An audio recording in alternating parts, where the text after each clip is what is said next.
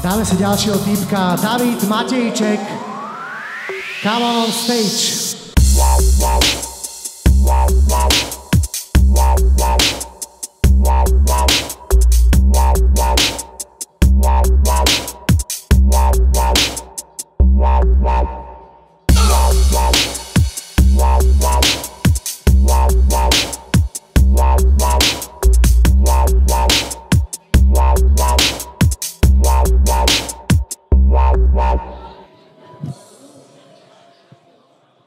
Dobrý večer.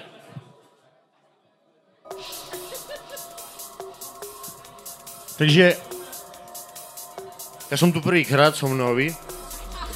Budeme rozprávať veľmi veľa o penisoch, o vagínach. Dúfam, že nikoho to nebude urážať. Ja mám penisy rád. Muži majú penisy radi. A ženské dúfam tiež. Ale nie tvoj! Takže ja by som začal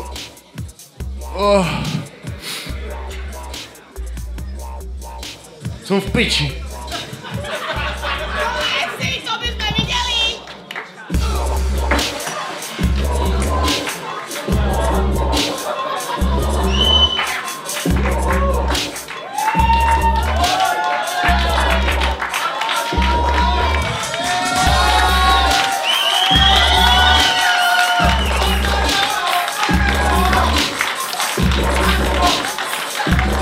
Takto.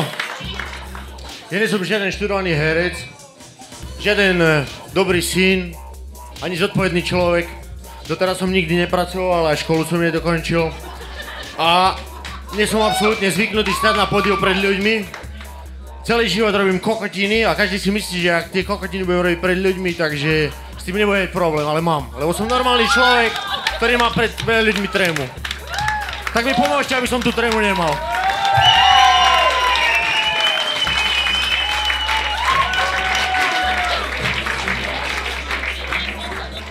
Mám rád sex. Myslím, že veľa ľudí tu má radosť sex, ale viete, ja ho mám až tak strašne rád, že niekedy mám problém, viete. S tým, aby mi stal.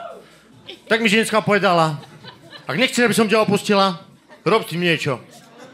Povedal som si, nechcem, aby ma opustila, idem s tým niečo robiť.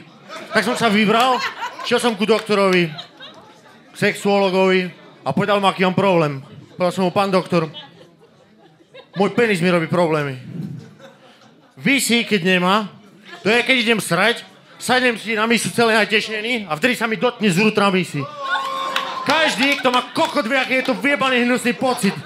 Dotknúť sa mi, v tej chvíli si predstavíte každého jedného typa, ktorý tam sral, šťal, rigal a vaša špička sa vám dotkla. Je to hnusný pocit, ženské to nepoznajú, každý muž asi áno.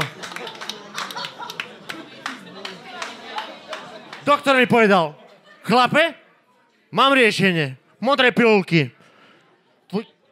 Pomôže ti prosím. Ja som povedal, OK, dajte mi ich sem, zobral som si 2 pixle, idem domov. Pred sexom použij jednu tabletku. V pohode. Tak som bol so ženskou, ne, prišla krásna. Davide, no poď vyber ho, počkaj. Dal som teraz tabletku. Absolútne to nefunguje. Ja som aj za tú piču nedokázal tú tabletku napchať dnu. Chápeš? Ale penisy mám veľmi rád. Je to strašne vďačná téma. A dennodenne zažívam kopec srandy, len vďaka tomu, že mám penis. A nie len ja. Poviem vám jednu zaujímavú situáciu, ktorá sa mi stala minulý týždeň. A užíval som si ju viac než ten dotyčný človek, ktorý bol súčasťou tej situácie. Ako stále som sa večer rozbil, šiel s ženskou domov, krásne, pekné dievča, spíme, ja som zvyknutý spať do obedu, keďže som vám povedal, že nepracujem. Spíme rozbitý. Zrazu ma prebudí zvonček, presne o chvíli, keď snívam o tom, že šukám s 3 pannami. Do pič! Vidím z postele tak, ako spím, čiže holý. A idem otvoriť dvere, kto zvoní. Poštárka. Čo to je? Môj kokot. Čo je problém, som doma. Odišla. Na druhý deň stojím v kuchyni, kúvam sa vám z okna, poštárka ide, sused jeden, druhý, tretí sused. Pič, to je ten dom.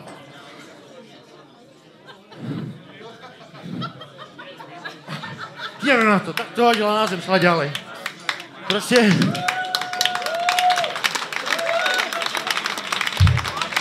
Penis.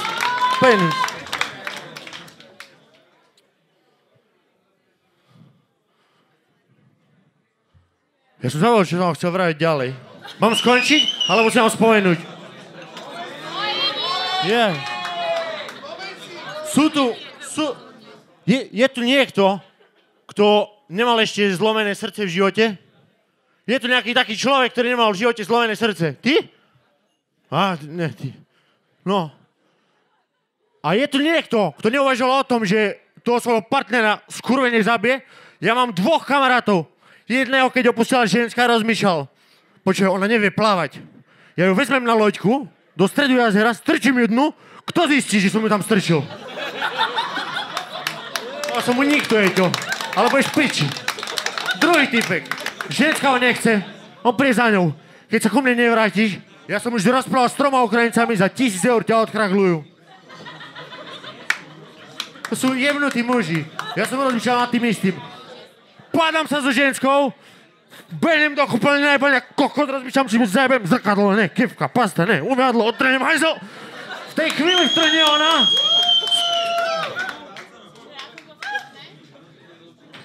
Ty kurva! Už je po probléme. V tej chvíli je po probléme. Viete, ženské vedia skôr dobre riešiť niektoré problémy. A to je koniec. Fakt.